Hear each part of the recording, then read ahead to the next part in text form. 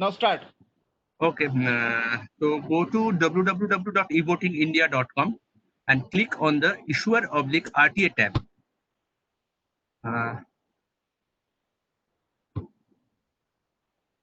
dialog box will open where you need to put your login credential. The login credential will be the same by which you have generated the EVSN. So just let me log in first.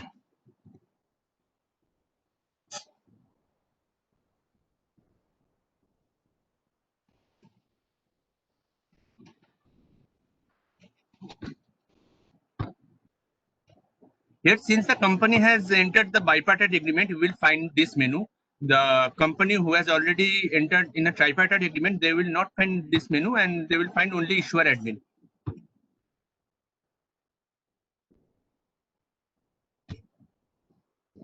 Then put your password.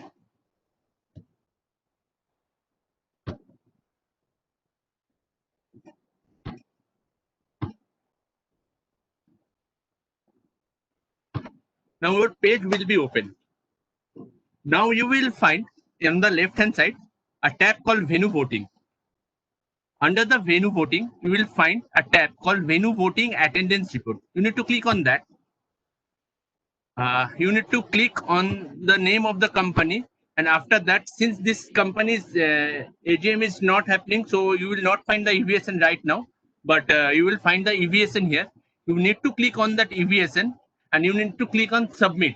Then a report will generate on Excel, where you can find the unique number of attendee attended in AGM. You can check in every minute, and you will find that attendees list got updated and unique number of the attendee will increase. From here, you can check your quorum. Also, I would like to enlighten on another thing, that is who the issuer company who have opted for the video conferencing need to update their venue voting parameters. What they will do, first they need to go on the active and deactivate venue voting screen. Here he need to choose the name of the company and the EVSN for that, and they need to choose the enable venue voting tab and they need to submit that. This is nothing but you are informing us that you are opting for the venue voting. Now, who is the service provider, that you also need to inform us. For that, you need to go to venue voting parameters and you need to select the company's name along with the EVSN number. Then on the venue voting type, you need to choose the remote venue voting.